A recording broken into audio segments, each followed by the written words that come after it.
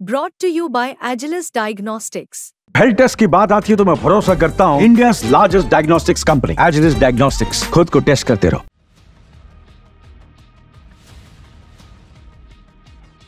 ये तस्वीरें उस वक्त की है जब चीन के राष्ट्रपति शी जिनपिंग बीजिंग से उड़ान भर के रूस के कजान की तरफ निकले।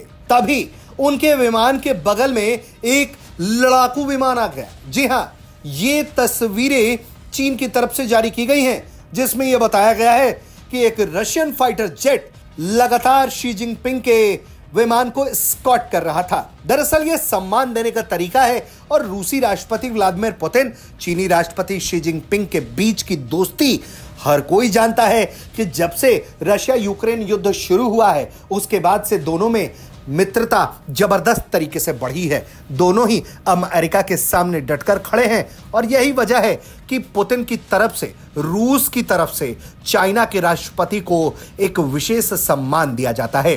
ब्रिक्स की बैठक में शामिल होने के लिए जब शी जिनपिंग का विमान उड़ान भरकर आसमान में था तो उसी दौरान रूसी फाइटर जेट उनके केबिन को स्कॉट करता हुआ नजर आया। आप देख सकते हैं कि रशियन फाइटर जेट लगातार चीनी राष्ट्रपति के विमान के बगल से उन्हें स्कॉट करता हुआ दिखाई देता है। ये तस्वीरें आमतौर पर देखकर कोई भी घबरा सकता है, क्योंकि किसी भी देश के राष्ट्राध्यक्ष की सुरक्षा व्यवस्था बहुत पुख्ता होती है।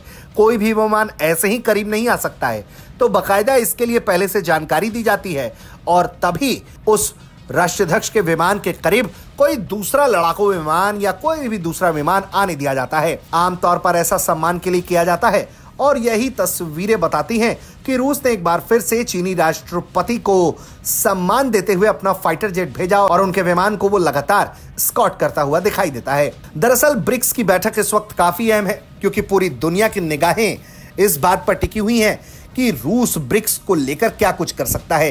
रूस की अध्यक्षता में हो रही इस ब्रिक्स बैठक में माना यह जा रहा है कि ब्रिक्स देश आर्थिक मोर्चे को लेकर कुछ बड़ा ऐलान कर सकते हैं। Brazil, Russia, India, China, south Africa का यह गठजोड़ वाकई में बहुत मजबूत है।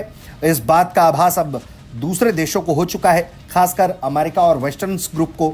यही वजह है कि रूसी राष्ट्रपति व्लादिमीर पुतिन, चीनी राष्ट्रपति शी जिनपिंग, भारत के प्रधानमंत्री नरेंद्र मोदी इसकी महत्वता को समझ रहे हैं और इसे मजबूती देने के लिए खुद ब्रिक्स की बैठक में हिस्सा लेने के लिए पहुंचे हैं। ब्रिक्स के एक्सपेंशन के बाद से इसे कई देश और ज्वाइन कर रहे हैं।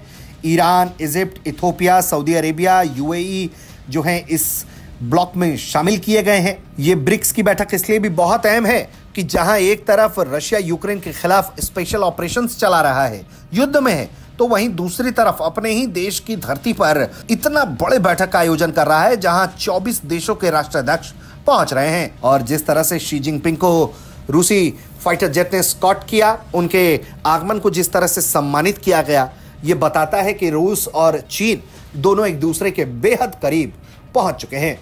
ब्यूरो रिपोर्ट, भारत तक।